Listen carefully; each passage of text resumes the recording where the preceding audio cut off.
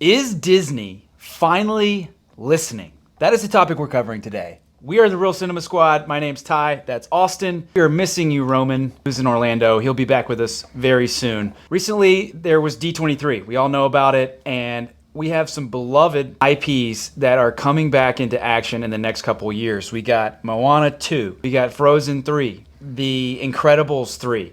Toy Story 5. We have Zootopia 2. All of these movies, my kids have made me watch time and time again, and some of these movies we even watched growing up as kids. They're bringing back movies that we know and love, characters that we know and love. They're leaning back into these things. And we got Marvel with a recent hit with Deadpool and Wolverine. We got the Skeleton Crew coming out. We got Mandalorian and Grogu, which is, potentially really great. We'll see. But we got a lot of things that potentially is making me feel like, is Disney listening? Yeah, I mean, that's the question I'm asking myself. We've been dealing with Disney, honestly, going off the rails for years now. Probably for the past decade, honestly. Yeah. Since they started buying out these big IPs, we've seen them slowly kind of get away from the magic that they used to be. They used to care about the consumer. They used to be really focused on their creativity and what they did best. But now they've been so focused on these IPs, like Marvel, like Star Wars, it's been more about just cranking out content. Yeah. Disney's been losing money like crazy. You see the stocks have been going down. Bob Iger, I'm sure, is under incredible pressure to course correct, to figure this out. We saw during D23, Bob was asked a lot of questions. He had a lot of fun things to say about the excitement, what was happening. He seemed to have a good demeanor. But my question is like, just because we have sequels to really popular movies, can that actually course correct Disney? Will Toy Story 5, Incredibles 3, those type of things bring people back to theaters? I think that Disney's kind of learning somewhat of the same lesson because you have Inside Out 2, which did incredibly well. Yeah. It's the best Disney movie that's been out for years. After box office tank, box office tank, box office tank. Maybe that is the answer for kids and families. They just want stuff they know is going to be safe. I mean, do you think this is enough to bring people back? I know it's enough to bring my family back. Okay. The second that I mentioned to my kids that Zootopia 2 and Moana 2 and those type of movies are coming out, they were like, when? Yeah. So I know that my kids and myself, my wife, like Disney's going to get our money. Do I think that it's going to bring the masses back? That remains to be seen. I think that they're definitely trying to bring back names and characters that we know and love to bring the masses back. With the recent success of sequels like Inside Out 2, I think they might be onto something. Toy Story has been a cash cow ever since its inception. Like you and I were talking about, Toy Story 3, it probably should have ended there, right? Yeah.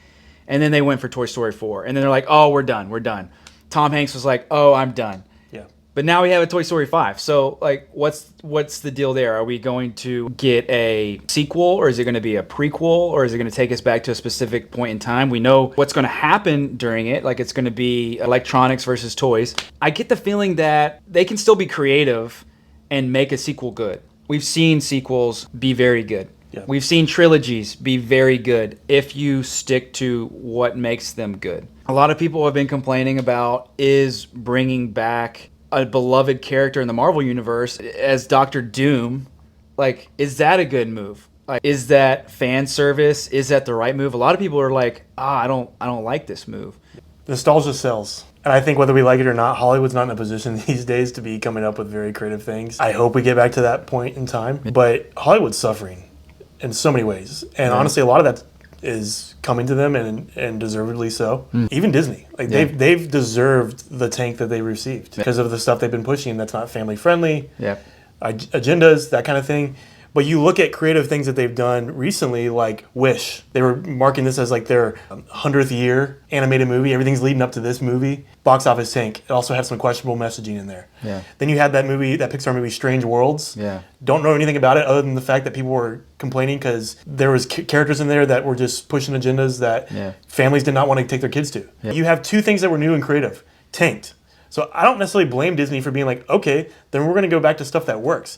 The problem is they're doing that across the board. I don't think it's going to be the same success for every little thing. Like, we saw that bringing Hugh Jackman back as Wolverine did incredibly well. But then people are complaining about RGJ coming back as Dr. Doom. I don't think it's like a one-size-fits-all solution. What D23 has pretty much proven is that Disney is doing their best to get buzz and excitement to get their name out there again because their name's been so soiled for so long. I feel like that buzz is only going to last so long, and then when these movies come out, like that's going to be the real test. Their animated projects are their bread and butter. But then you have Marvel, who I think, is run by Kevin Feige. Seems like he's course correcting a little bit. There's some rumors out there that he fired a bunch of activists that were writers in the company that were just out for their own agenda and not really what Marvel Comics was doing. I think with the announcements that are coming out, they're course correcting from Phase 4.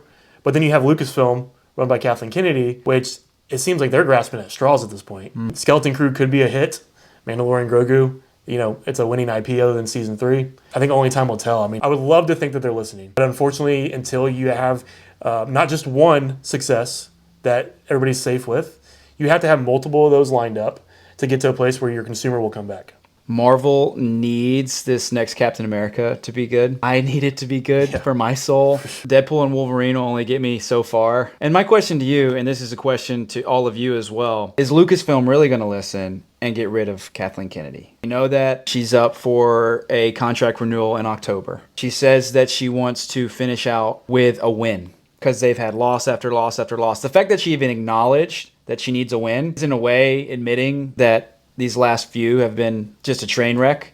Does that mean she's just out in October, or is she going to hang out a little bit longer, renew until she gets that win? I think that win would be Mandalorian and Grogu. But if they bring Luke back, as long as they do it right and do the character justice, like they did in the Mandalorian. We can't have Last Jedi Luke. No, we can't have we can't we can't have Last Jedi Luke at all. Bob Iger, a very successful CEO, retired on top. He comes back because Bob Chapek pretty much ran the company in bad directions. Yeah. It would be very smart for him as the leader of Disney to not only push stuff that they know families and kids will go to, like Inside Out 2, without any agenda on either side. So kids will be in the seats. They make their money back off of that. I think Kevin Feige is already a very smart CEO. Mm-hmm. I think they're working well together. I think he's already figured it out. Yeah. But it'd be very smart for Bob to get people in places that all have one vision. Because I think right now, you see these different IPs under Disney umbrella that seem like they have different agendas. And Bob is just kind of he's letting people do what they want out of the fear that he could possibly either get